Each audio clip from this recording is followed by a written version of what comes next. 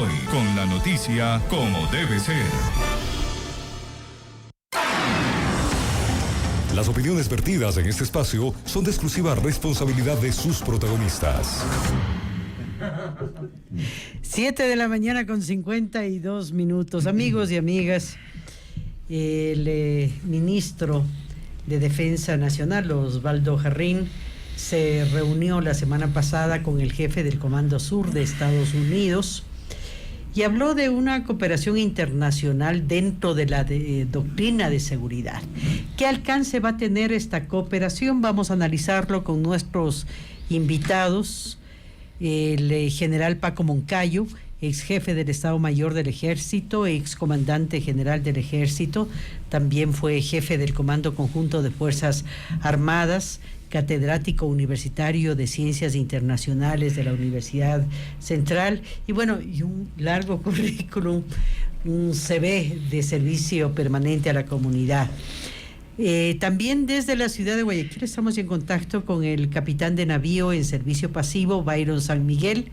Él fue director de Intereses Marítimos de la Armada y exdirector del Instituto Oceanográfico. Esto a propósito del otro tema que vamos a abordar, y es la presencia de la flota china en Ecuador. Sean ustedes bienvenidos, buenos días, general Paco Moncayo. Yo no puedo dejar de felicitarle por la propuesta de la Organización de Naciones Unidas para que usted se vincule a UNITAR. Esta es una agencia de las Naciones Unidas, entendemos, para el entrenamiento y la investigación. Enhorabuena. Muchas gracias, Carmen. Qué sobrados méritos para esta designación. Muchas gracias, muy gentil. Buenos días, Andrés, Carmen, un saludo muy afectuoso a la audiencia y por supuesto a mi contertulio allá en la hermosa y cálida Guayaquil. Un abrazo al compañero de armas. Bien, general Moncayo, iniciemos. A ver, ¿qué significa o qué alcance tiene esta cooperación internacional? Se habla de la realización de este acuerdo en el marco de una doctrina de seguridad cooperativa entre los países, porque entendemos que tenemos amenazas comunes. ¿Qué alcance tendría la cooperación? Bienvenido, buenos días. Muy buenos días, qué gusto estar con ustedes. La realidad es que hablamos de un mundo en que todo está concebido en términos globales. Hablamos de la economía global, la seguridad global, todos los aspectos se han integrado gracias a la revolución de la ciencia y la tecnología. Somos un mundo que está organizado en redes. Hablamos que ya inclusive geopolíticamente el tiempo, el espacio han modificado radicalmente los conceptos tradicionales. Hablamos que hoy se estudia la teoría de los flujos. En las redes se mueven las finanzas, se mueve la información, se mueven las relaciones sociales, ya sin límites. Las fronteras han tomado otro concepto. Las fronteras son ahora transparentes. Inclusive las monedas, que antes eran símbolo de soberanía, hoy hablamos de criptomonedas, del Bitcoin. O sea, vivimos en un mundo distinto. Y esto hay que decirlo porque, siendo así el mundo de diferente, muchas veces vamos arrastrando un peso, una carga muy radical de criterios ideológicos que eran entendibles a inicios del siglo XX, a mediados del siglo XX, pero que sostenidos a la actualidad resultan extemporáneos, anacrónicos e inútiles. Esto es lo que ha pasado en el tema de seguridad en los últimos 10 años y que comienza ahora a recomponerse. El siglo XXI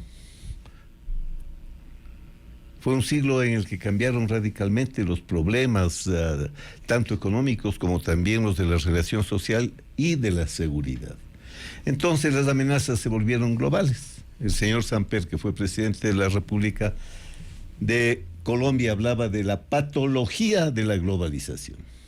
¿Qué es la patología de la globalización? Hoy se mueven por las redes también el dinero que se blanquea.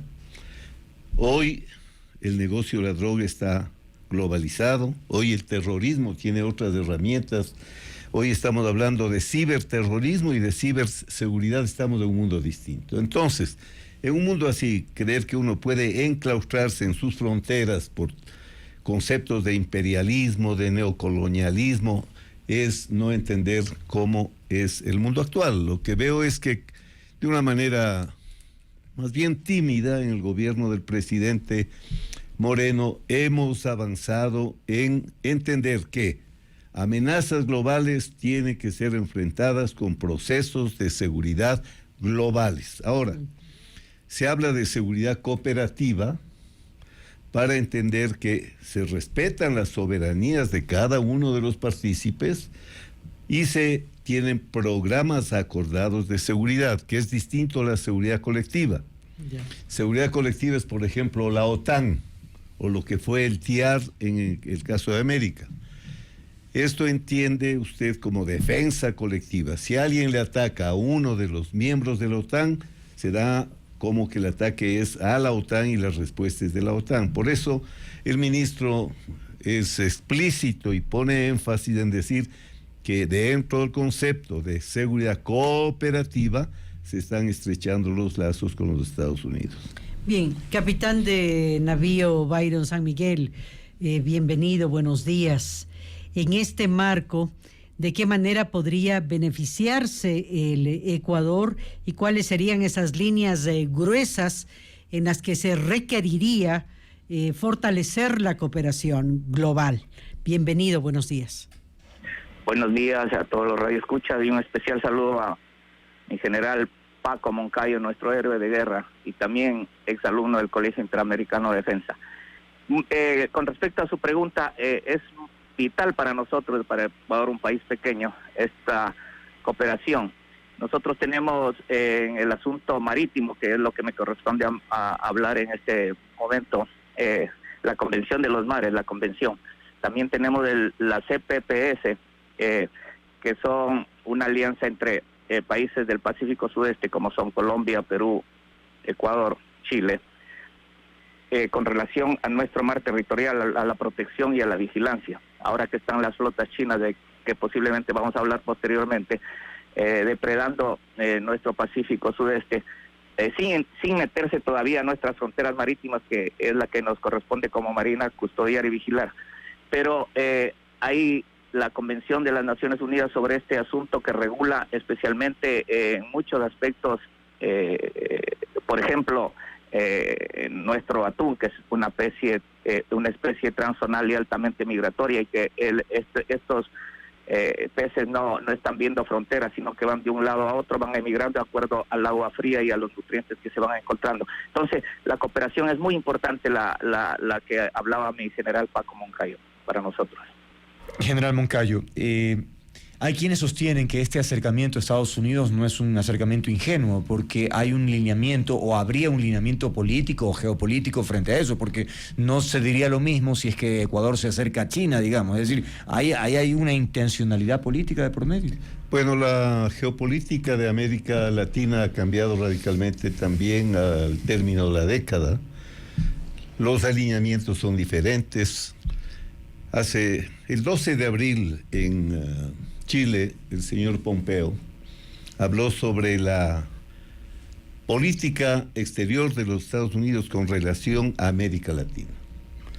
Bueno, y para simplificar, exaltó cómo gran parte de América Latina había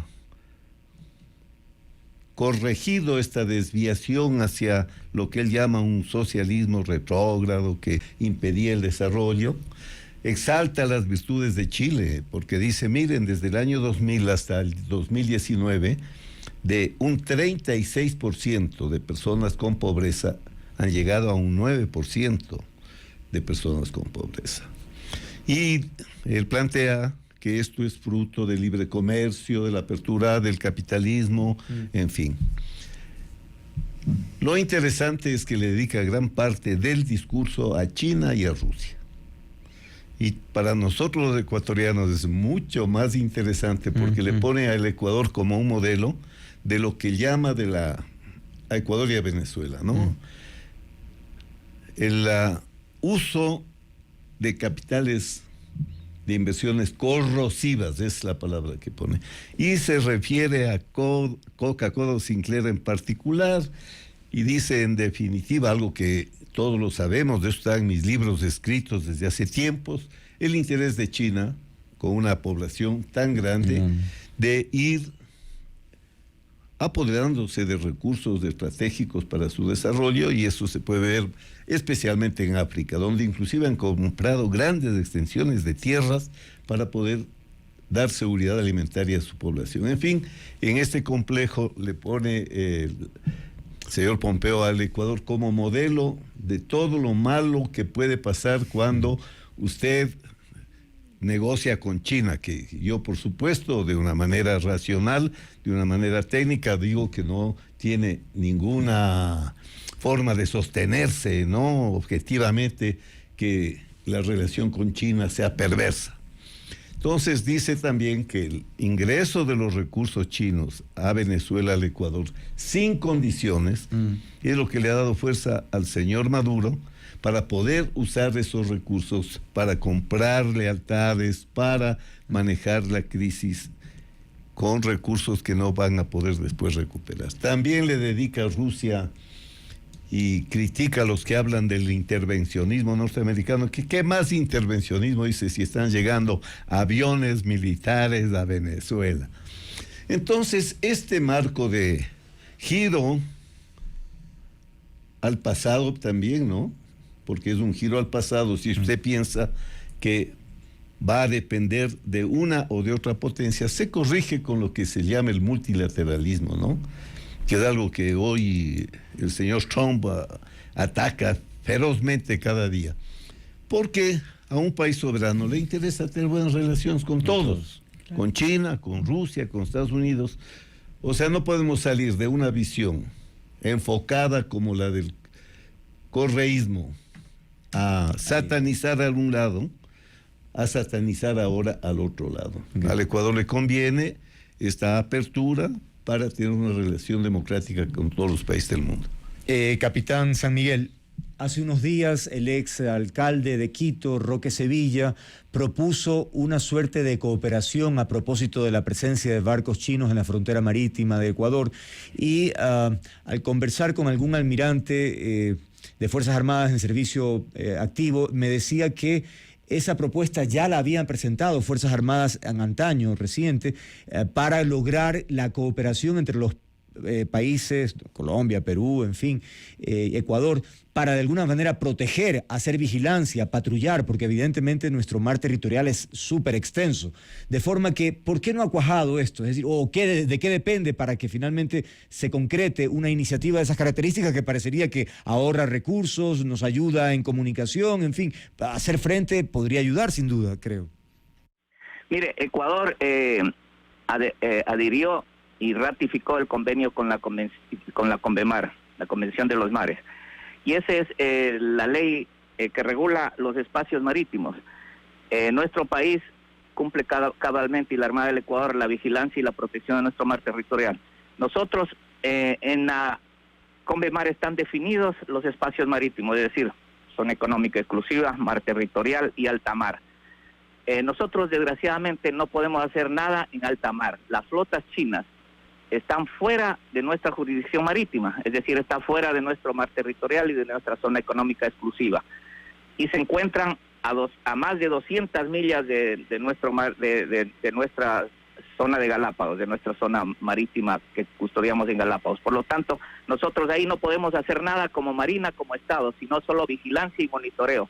El momento que estas flotas chinas o estos pesqueros chinos entren a nuestra jurisdicción, serán apresados si es que están cometiendo actos ilícitos como es pesca, investigación marítima, etcétera, etcétera. Pero este momento nosotros le tenemos monitoreado, nosotros hablo como Armada del Ecuador, monitoreado a los buques y a través de satélites y con aviones de exploración aeromarítima, y ellos saben que están monitoreados, por eso no entran a nuestra zona a nuestra jurisdicción marítima. Este momento se están trasladando hacia el sur, es decir, a cercanías de la jurisdicción del Perú. pero no han entrado ningún buque pesquero a nuestra zona marítima, es decir, está custodiada y vigilada. Disculpe que lo interrumpa, capitán, eso efectivamente ha trascendido, que pasaron hacia Perú, pero la pregunta era si usted cree conveniente esta cooperación entre los países de forma de poder vigilar y proteger el mar común. Por eso le mencionaba que nosotros tenemos la CPP es un organismo que une a nuestros países del Pacífico Sudeste, Colombia, Perú, Ecuador, Chile, en el cual se habla sobre estos asuntos. Y también hay convenios entre nuestra Armada con Perú, con Chile, para la protección de nuestros mares territoriales. Pero lo que no podemos hacer todavía es, más allá de las 200 millas, nosotros interceptar o detener a un buque pesquero, porque sí es contra la ley, es irse contra la ley. Ellos en alta mar pueden realizar su pesca y eso es lo que saben los chinos y lo hacen por todo el mundo, sin meterse a las jurisdicciones marítimas de los estados. Claro, y finalmente depredan todo, ¿no? Ahora, General Moncayo, ¿qué posibilidad habría de un cambio en la Convemar? ¿Es posible plantear que el Ecuador plantee, que los países del Pacífico planteen? La verdad es que aquí se tuvo un debate muy amplio sobre la Convemar, ¿no? Ustedes recordarán que me invitaron hace ya mucho tiempo. Yo expliqué, como he explicado en la cátedra, las conveniencias del país para ser parte de la Convemar, porque la Convemar es del derecho del mar. Es un salto histórico en el derecho internacional, tener reglas, tener normas. Claro. Y no podía ser que 2, 3 países, 4 países, defendiendo la territorialidad, la soberanía en 200 millas, quedaban al margen de la ley, porque el derecho internacional es convencional. Si usted no tiene un legislador que diga esto es ley para el mundo, lo que dicen esta es una convención y se adhieren todos los países que quieren vivir en el marco de la ley. Nosotros tuvimos el acierto, a pesar de voces que no entendían seguramente bien el problema, que decían que íbamos a perder soberanía, pero logramos ser parte de la Convemar. Hay normas claras que establecen también cómo se desarrolla el derecho en el alta mar. O sea, no quiere decir que la Convemar solo se refiere al mar patrimonial, al mar territorial, a la plataforma continental, en fin, sino también que establece reglas generales. Ahora aquí hay un problema mucho más grande, que es un problema de supervivencia como humanidad. En esta generación nuestra han desaparecido más especies que en 2000 años antes. O sea, los seres humanos estamos consumiendo la capacidad que tiene nuestro planeta para sostenernos como especie. Somos 7.600 millones de seres humanos que si no tratamos a la naturaleza de manera que pueda seguirnos alimentando, seguirnos curando, seguirnos sosteniendo, porque eso es lo que hace el planeta con relación a esta especie depredadora que resultó la especie humana, ¿no es cierto? Entonces, en este concepto también no pueden quedar el mar internacional, para llamarlo así, sin ninguna norma. Hay especies migratorias como el atún que no pueden ser reguladas porque se mueven pues a lo largo del mar, ¿no es cierto? Pero sí hay acuerdos para evitar que estas especies que alimentan hoy al mundo puedan estar en riesgo de extinción.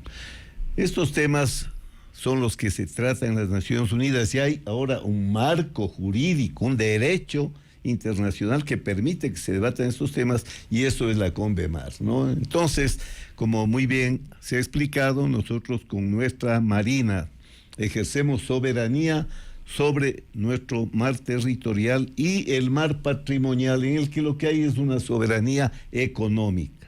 Esto es, el Ecuador y cada país en esas 188 millas, todos los recursos económicos son del país, por eso la Marina nuestra puede protegerlos. Nosotros tenemos además un trazado especial del mar territorial, de la zona exclusiva, porque tenemos las Islas Galápagos, ¿no es cierto?, que hacen que nuestro mar sea el futuro del Ecuador y por eso mismo tenemos que valorarlo y cuidarlo, porque ahí puede estar la base de sustento de la vida de los ecuatorianos.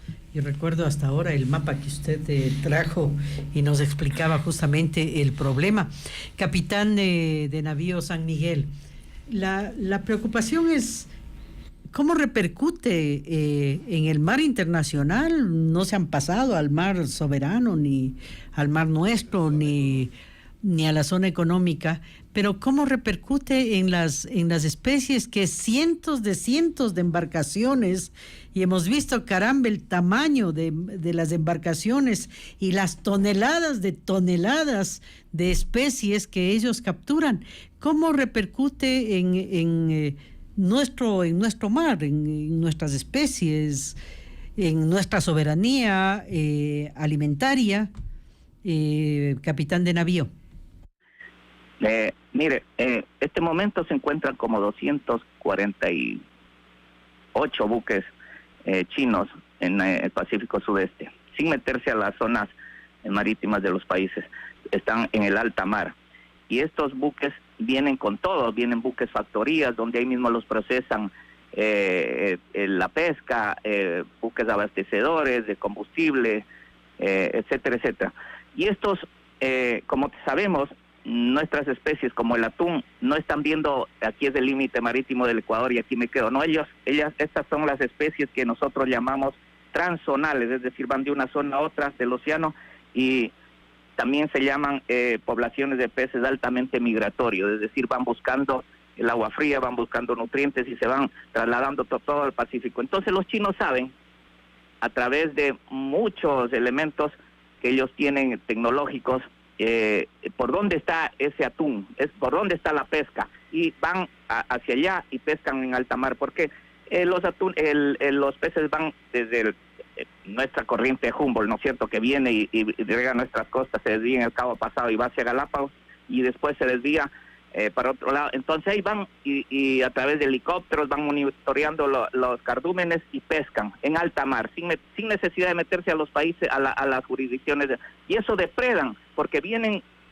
tremenda cantidad de buques pesqueros que depredan a todas nuestras especies. Pero justamente la Convención de las Naciones Unidas para el Derecho al Mar tiene un acuerdo que desde 1995 se viene hablando sobre estas poblaciones de peces transzonales y altamente migratorios, y ha dicho el comandante general de Marina y el gobierno que va a meter presión en las Naciones Unidas para que se regule esto, es decir, que se regule este asunto de peces transzonales y altamente migratorios, y se saque una resolución para que estas flotas no vengan a depredar ni siquiera en alta mar. Entonces allí es donde nosotros debemos protestar como región, como país, es decir, incluyendo Chile, Perú, Colombia, Ecuador, que nuestros océanos que nos bañan son ricos en nutrientes y en estas especies, elevar la protesta ante las Naciones Unidas para que este acuerdo que en 1995 ya se revisó sobre especies transzonales y altamente migratorias tenga una resolución y prohíban a esas flotas de buques llevarse toda nuestra riqueza ictiológica. General, si los barcos chinos no han ingresado al territorio marítimo ecuatoriano, ¿por qué el gobierno, o qué alcance tiene el que el gobierno ecuatoriano haya solicitado al embajador chino comparecer para dar explicación, me imagino? ¿Cuál es el alcance? Bueno, hay varios temas que se relacionan, ¿no? En primer lugar, todo límite es una convención. Usted dice el límite Ecuador-Colombia, ¿dónde está? Es una convención, decimos hasta aquí rige la ley ecuatoriana y desde aquí la ley colombiana, que ese es el sentido del límite en definitiva, ¿no? Pero estos límites no quiere decir que, como bien decía el señor capitán de navío San Miguel, no es que esos límites tienen que ver con la realidad biológica y geológica de la zona. Entonces, está bien que haya este llamado para saber qué efectos negativos puede estar ocasionando y advertir a China de nuestra preocupación. Es un acto que es necesario. Ahora hay que pensar, no se olviden que las 200 millas de mar territorial fue una tesis del Pacífico Sur, que tuvimos grandes internacionalistas, diplomáticos ecuatorianos defendiendo las Naciones Unidas, las 200 millas. Gracias a esa defensa que hicimos, países pequeños relativamente, se logró esta ley en la cual se reconoce las 188 millas como mar patrimonial, o sea, donde hay, digamos, entre comillas, soberanía económica. Por eso está muy bien que el Estado ecuatoriano convoque a los países del Pacífico Sur, convoque a la comunidad internacional a debatir estos temas, porque no es que afecten exclusivamente a los países del Pacífico Sur, estos son problemas que afectan a la humanidad y las Naciones Unidas están para eso.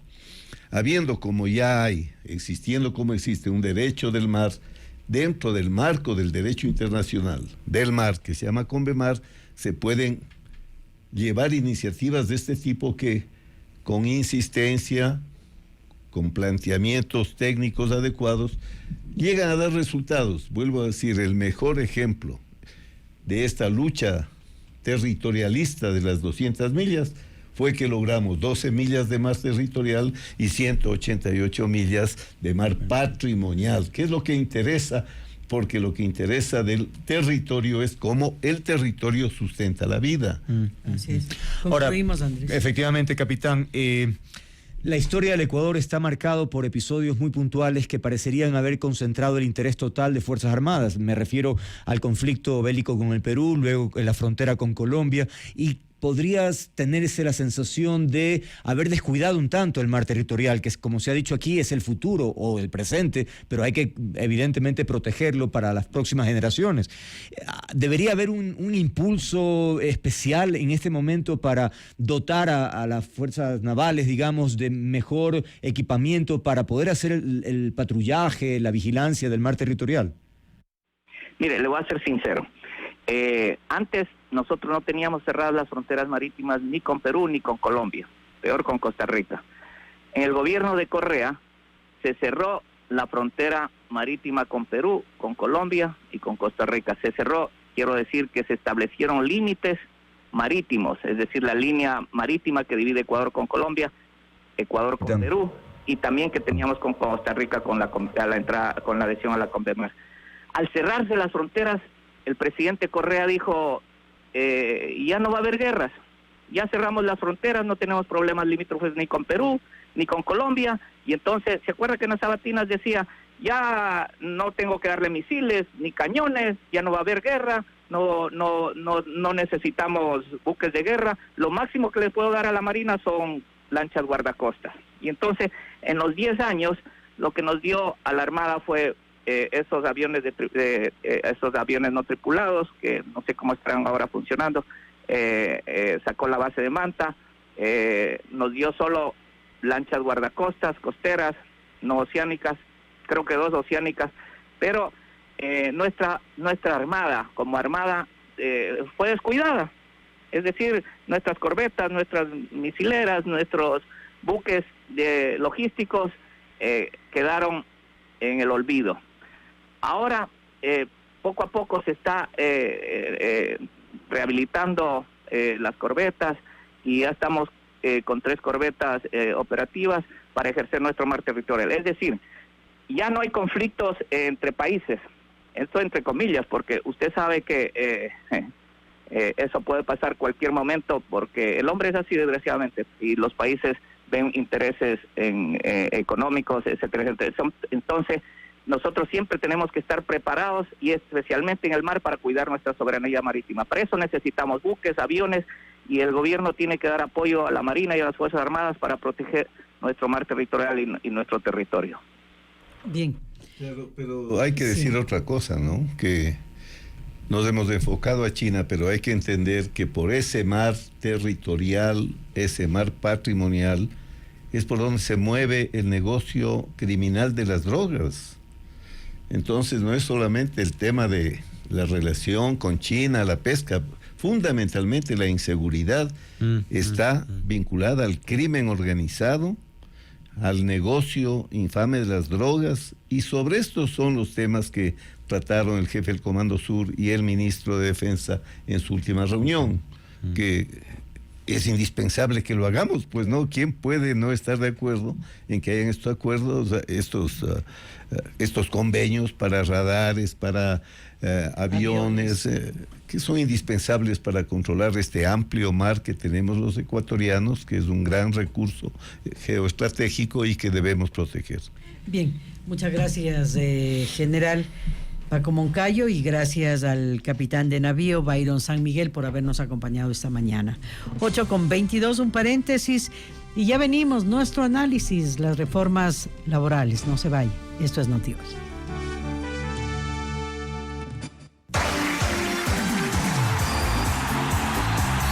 Últimas noticias del deporte.